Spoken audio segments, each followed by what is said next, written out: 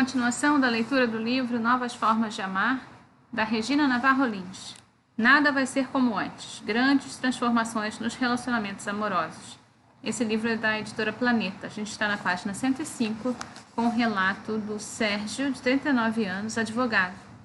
Tenho uma relação muito legal com uma mulher. Somos namorados, mas sinto que ela é experiente e tenho quase certeza de que ela faz sexo com outros caras. Cada dia gosto mais dela e de transar com ela, mas essa dúvida me atormenta. Como não moramos juntos, eu fico mal se tento falar com ela e não a encontro. Há vezes em que ligo para a casa dela de madrugada, ela não me atende, o celular está desligado. Estará nos braços de outro? Eu fico enlouquecido. Ela diz que toma remédio para dormir e só acorda de manhã. Por quê? É angustiante. Há casais que optam por uma vida com mais espaço para cada um, recusando-se a se fechar numa relação. Saem sozinhos, viajam separados, jantam com seus próprios amigos, sem a presença do parceiro fixo. Mas apesar disso, a maioria não aceita ser possível um casal ter vida sexual independente um do outro. Tentam se convencer de que não há necessidade de mais ninguém, porque o amor que sentem os completa. Mas essa ideia de fusão não é forte o suficiente, mesmo se a presença do outro for só na fantasia. O que gera mais ansiedade que a liberdade de um parceiro, que talvez signifique a liberdade de não amar você, ou de parar de amá-la, ou de amar outra pessoa, ou de virar uma pessoa diferente, de que uma vez jurou amá-la sempre e hoje. Talvez não amem. Se ela ou ele pode pensar em outros, talvez ame os outros. E isso é intolerável. Perguntas aparentemente inocentes são feitas com a intenção de descobrir alguma coisa. Se demorou a chegar, havia muito trânsito? Você não larga o celular, está esperando algum telefonema? Tentei falar com você, seu telefone estava desligado? Há os que não suportam a dúvida da existência de uma terceira pessoa e passam a espionar o parceiro, através dos e-mails, do WhatsApp, Facebook. A questão é, para diminuir a ansiedade, nem sempre adianta controlar o outro. O reconhecimento do terceiro tem a ver com a confirmação da independência erótica do nosso parceiro. A sexualidade de nosso parceiro não nos pertence. Ela não existe só para nós, nem em torno de nós, e não deveríamos presumir que se encontre legitimamente em nossa jurisdição. Não se encontra. Quanto mais abafamos a liberdade do outro, mais difícil é para o desejo respirar dentro de uma relação formal. Solução negociada. Robert Crumb, 74 anos, americano, radicado na França e considerado um dos maiores quadrinistas da história, em entrevista ao jornal O Globo, fala do seu trabalho e no final responde a perguntas sobre a exclusividade sexual no seu casamento. Ele conta que é casado com a também quadrinista Aline Kominsky Crumb, desde 1978, e explica o que os ajuda a conviver bem. Nós dois fomos fiéis nesse tempo, com alguns relacionamentos fora do casamento. Eu ainda tenho um relacionamento com outra mulher que vive nos Estados Unidos. Uma vez por ano nós passamos umas semanas juntos. A Lina não gosta, mas aceita.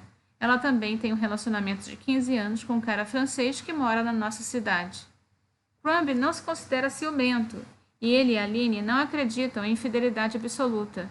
Para ele, é uma perda de energia o fato de as pessoas mentirem umas para as outras. Eu falei para a Aline logo que nós começamos a nos envolver que gostaria de viver com ela, mas não daria para ser fiel.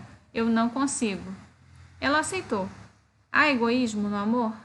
Só que não quero que minhas relações com mulheres sejam baseadas em egoísmo. Os prejuízos causados pela repressão dos desejos. Muito se fala sobre os perigos de uma relação extraconjugal. No Twitter e no Facebook sempre há críticas a quem defende o direito de optar por ter relações não monogâmicas. Falta de caráter, canalice, imaturidade e o comentário estereotipado. Se quer transar com outras pessoas, então não se case. Fico imaginando que ideia essas pessoas têm do casamento. Será que para elas casamento existe só para viver na exclusividade sexual e nada mais? Poucos falam dos efeitos nocivos da repressão dos desejos. William Reich, importante pensador e psicanalista da primeira metade do século XX, analisa em um de seus livros os prejuízos causados às pessoas envolvidas e à própria relação, que sintetizo nos parágrafos a seguir. Quando o desejo por outros parceiros se torna mais imediato, afeta a relação sexual existente no sentido de acelerar o enfraquecimento do desejo sexual pelo cônjuge. A relação sexual torna-se progressivamente um hábito e um dever. A diminuição do prazer obtido com o parceiro e o desejo de outros se somam e se reforçam mutuamente. Não é possível evitar essa situação ou se iludir por meio de boas intenções ou de técnicas amorosas. É nessa altura que se manifesta um estado crítico de irritação contra o outro. Irritação que, conforme o temperamento de cada um, é exteriorizada ou reprimida. Em qualquer um dos casos, e conforme demonstra a análise de situações desse gênero, gera-se e desenvolve-se sem cessar um ódio inconsciente contra o outro, pelo fato de ele impedir a satisfação, frustrar os outros desejos sexuais. Em tal caso, não se tem nenhuma razão pessoal e consciente para odiar, mas sente-se no outro e mesmo no amor que por ele se tenha um obstáculo, um peso. Frequentemente, o ódio é compensado e camuflado por uma extrema afeição. Essa afeição reativa, nascida do ódio e dos sentimentos de culpa concomitantes, são os componentes específicos de uma certa forma de ligação pegajosa. Por isso, é tão frequente ver pessoas, mesmo não casadas, que não são capazes de se separar, ainda que efetivamente já não tenham nada a dizer e menos ainda a se dar, não sendo a relação entre elas mais do que uma tortura recíproca, prolongada e inútil. Entretanto, o enfraquecimento do desejo sexual pode não ser definitivo, mas passa facilmente do estado passageiro para permanente, se os parceiros são incapazes de tomar consciência da tensão e do ódio recíproco. Se rejeitam como inconvenientes e imorais os desejos sexuais sentidos por outras pessoas. Nesse caso, em geral, verifica-se a repressão de todas essas poderosas tendências, com todo o inevitável cortejo de consequências desastrosas para as relações entre duas pessoas que essa repressão engendra. Se, pelo contrário, tais fatos são abordados com franqueza, sem distorções nem preconceitos, pode-se limitar a extensão do conflito e encontrar uma saída, com a condição de que as manifestações de ciúme não se transformem em reivindicações possessivas e se reconheça o caráter natural e legítimo do interesse sexual por outros. Incontáveis exemplos mostram que a fidelidade, calcada em valores morais, mina progressivamente uma relação, enquanto, em contrapartida, numerosos outros exemplos demonstram claramente que uma relação ocasional com outro parceiro favorece a relação estável, que estava em via de se deteriorar, conclui Reich. A favor da fidelidade conjugal, o máximo que os cientistas conseguiram catalogar, até o momento, é o caso exemplar do parasita de peixe Diplosson paradoxum. Ele encontra uma larva virgem e se funde a ela. Permanecem juntos para sempre, até que a morte nos separe. A grande preocupação das pessoas quanto à exclusividade sexual do parceiro é enorme. Tive alguns programas de rádio em que tratei dos relacionamentos amorosos. Num deles, eu respondia às perguntas dos ouvintes depois que me narravam uma breve história. Eu lembro que sempre me impressionou a quantidade de perguntas em que homens e mulheres buscavam confirmar a exclusividade do outro. Eu penso que está mais do que na hora de refletir sobre essa questão. Em vez de nos preocuparmos de se nosso parceiro ou parceira se relacionou sexualmente com outra pessoa, deveríamos apenas responder as duas perguntas a seguir. Eu sinto-me amado? Sinto-me desejado? Se a resposta for sim para as duas, ótimo. O que o outro faz quando não está comigo não me diz respeito. Não tenho dúvida de que dessa forma as pessoas viveriam muito melhor. Fazer parte do processo em curso de mudança de mentalidade não é uma tarefa simples. Essas formas desconhecidas de viver o amor causam insegurança e medo. Entretanto, não há dúvida de que teremos melhor qualidade de vida com a percepção mais livre dos nossos desejos e dos desejos de nossos parceiros. Eu concordo com o psicoterapeuta Roberto Freire quando diz que o verdadeiro ato do amor é o que garante a quem amamos a liberdade de amar, além e apesar de nós e do nosso amor. Educação para amar. Amo profundamente a minha mulher, mas não conseguimos conversar Por qualquer motivo já estamos brigando. Todos pensam que vivemos bem, mas nossa vida é um desentendimento só. E olha que estamos juntos há pouco tempo. Estou deprimido, sem ânimo para nada. Esse foi o desabafo de Pedro, 36 anos, logo que se sentou no sofá do meu consultório. Quando duas pessoas passam a viver juntas, é comum terem a ilusão de que, enfim, encontraram a pessoa certa e vão viver juntas e felizes para sempre. A relação simbiótica, então estabelecida, na qual os dois imaginam se transformar num só, é o campo propício para que ambos os projetem um no outro aquilo que têm em si e julgam ser desvalorizado. Após algum tempo de convívio, em muitos casos, o outro passa a ser visto com defeitos, porque aos defeitos de cada um somam-se os do outro. E a isso se acrescenta a raiva sentida quando se constata que o outro não está cumprindo o papel que se esperava dele, o de satisfazer todas as necessidades e carências pessoais do parceiro. Parece simples, mas é importante lembrar que o amor não dá direito algum sobre o outro. Em muitos casos, a vigilância e a invasão na vida do outro são vistas como algo natural.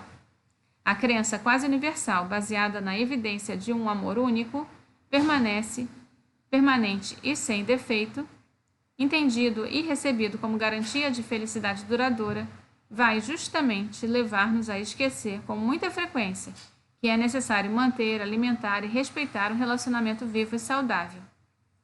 Que este deve, sobretudo, se proteger contra as alterações inevitáveis de uma intimidade que vai ficando desgastada, compartilhas em tempo integral. Não são poucos os que aceitam a obrigação de ser e agir a partir de um código, muitas vezes expresso através de um nós ou a gente, definido exclusivamente por um dos cônjuges. No casal, tudo deve ser dito. Tem o direito de saber para quem ele está telefonando, quando temos a consciência tranquila. Quando não temos nada para nos censurar, não há nada para esconder. O amor necessita de aprendizado. O psicoterapeuta Paulo Lemos aponta em seu livro aspectos importantes do aprendizado para uma boa relação amorosa. Logo na introdução, o autor diz: se é verdade que o amor como sentimento básico não precisa ser aprendido, a conduta amorosa esta sim, deve e precisa ser aprendida. Difícil não concordar com ele. A seguir, transcrevo alguns trechos. Muitas pessoas escolhem com quem conviver e dizem que foi por amor. Mas a escolha por amor não garante boa convivência. Mais cedo ou mais tarde aparecem problemas.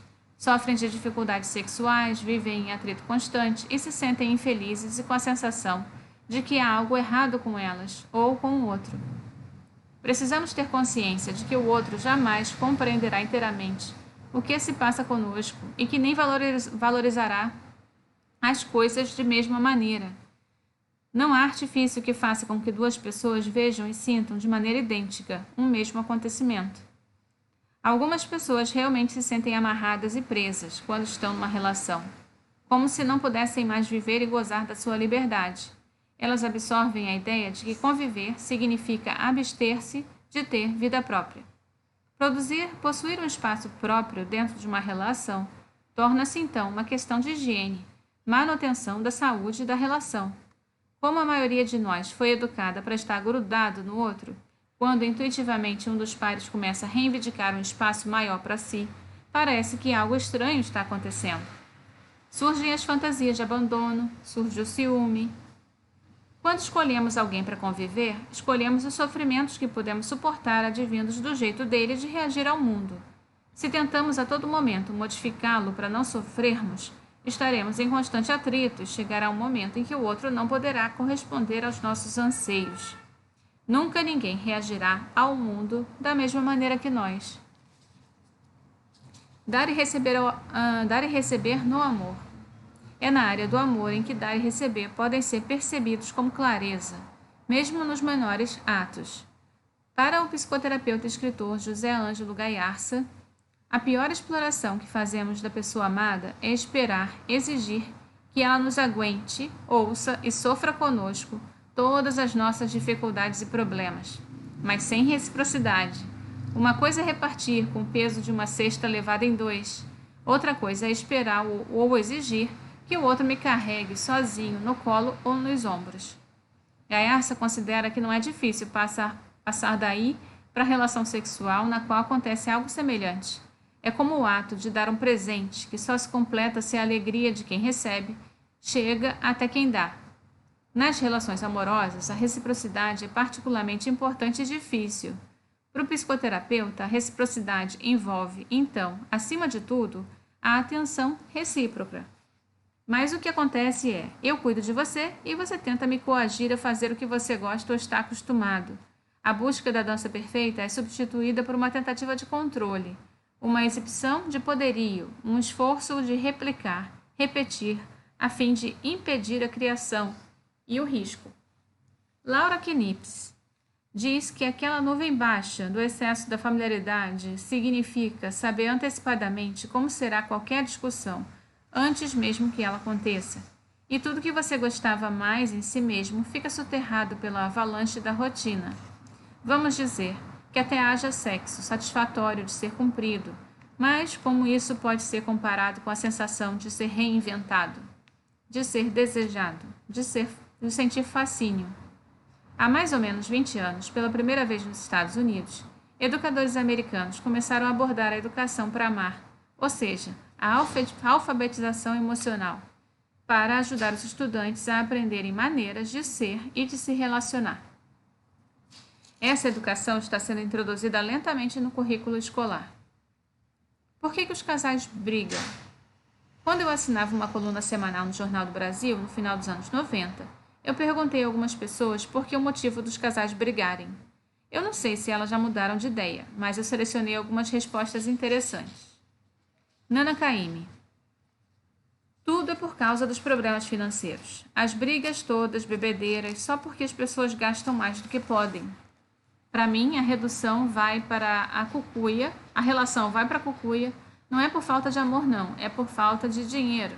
É por ter que pagar o aluguel e tudo mais. O dinheiro é primordial e só ler o jornal e você não vê um barraco que não seja por dinheiro. Todas as brigas são por essas questões.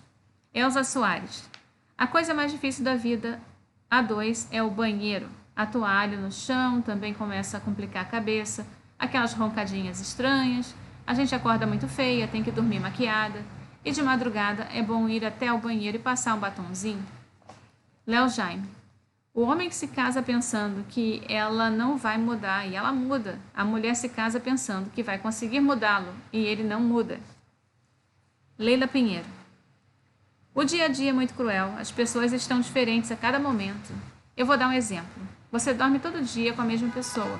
Numa noite você tem um sonho X, Y, Z. Apesar de não se lembrar dele direito, ele te gera um estar diferente naquela manhã. Aí a pessoa olha para você e pergunta: o que houve? Você tem que explicar o inexplicável.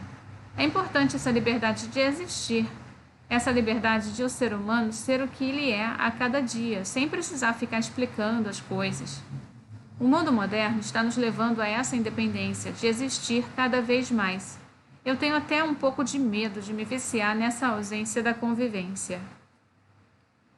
Evandro Mesquita: a principal coisa é que os dois não tentam ser um só.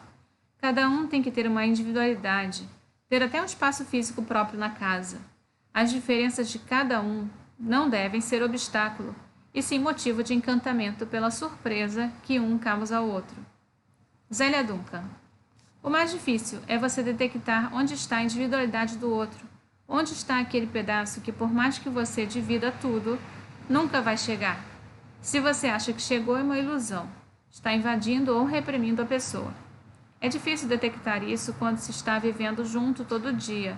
Às vezes existem coisas que me irritam, mas não me dizem respeito. É muito difícil sacar essa fronteira. De tanto valorizar o frenesi, os cônjuges correm um grande risco. O laço que tinham literalmente funde sobre o impacto da paixão e as fronteiras entre os dois tendem a se iludir. A esfera doméstica tornou-se um campo de batalha titânica entre o sublime que se almeja e o trivial que se vive. A questão da individualidade, apontada por alguns entrevistados, é séria. Viver a dois permanecendo diferentes requer disposição, que na maioria das vezes não se consegue ter. A tentação para se fechar na relação com o outro é grande. Afinal, fomos ensinados a acreditar que ao encontrar o grande amor estaremos completos. Nada mais nos faltará. Ter uma boa convivência depende mais da qualidade do relacionamento do que do amor entre as partes. A ideia de fusão entre os parceiros sobrecarrega cada um como depositários das projeções e exigências afetivas do outro. Então, terminamos aqui na página 113, continuo no próximo vídeo. Tchau, tchau!